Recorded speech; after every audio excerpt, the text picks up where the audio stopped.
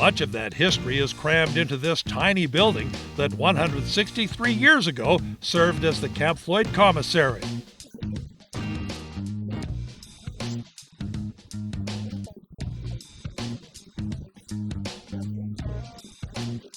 Park ranger and curator Charles Mood guided us through the museum's collections and the camp's story. The Army came here in 1858 to keep an eye on the Mormons, who were rumored to be in rebellion against the Union. Turns out they weren't, but 3,500 soldiers and civilians settled here anyway in what was then the largest Army base in the country, until the outbreak of the Civil War 3 years later. The soldiers, many prominent in the war, headed east.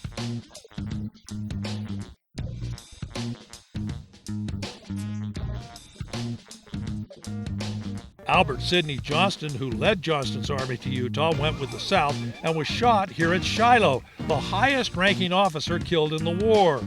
John Reynolds went with the North and was killed at Gettysburg, the rankingest Union officer to die.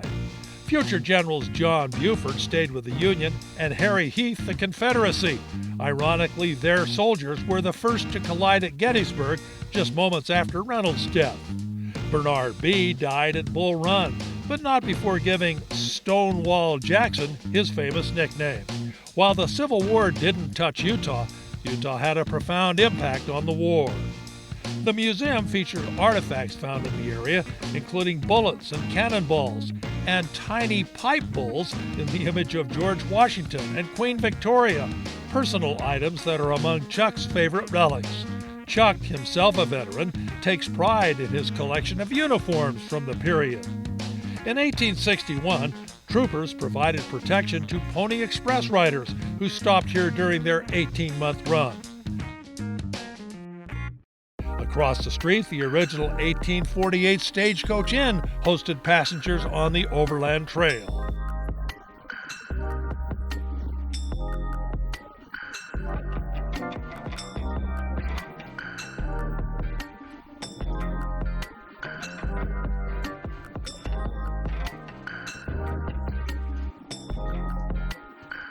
Both the museum and Stagecoach Inn remain open to visitors, with cautions during the virus outbreak. Both are busier on weekends, but not so crowded as to cause problems with social distancing. The inn is completely furnished to give visitors an idea of what life was like here in the 19th century. Only a modern fire extinguisher belies the historic kitchen, which is ready to host a meal. The inn operated until 1947 and later became part of one of Utah's first state parks. One of the early stagecoach arrivals is still here, still alive. Kind of.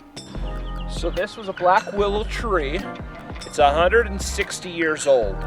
And the nice thing about this tree, the cool story about it, is it actually was brought here on stagecoach from Sacramento, California. This ancient black willow tree that witnessed the Camp Floyd occupation finally broke apart a couple of years ago, but it refuses to die. A quarter-mile away, 84 markers dot suspected graves at the Camp Floyd Cemetery. Identities of those who may be buried here remains questionable. The tiny town of Fairfield was here when Johnston's army arrived in 1858. The schoolhouse dates from 1898.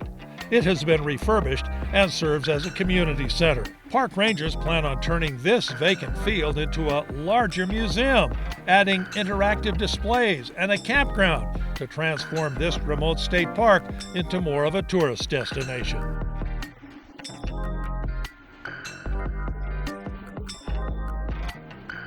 Reece Stein at your leisure with this week's Where To feature at Camp Floyd State Park.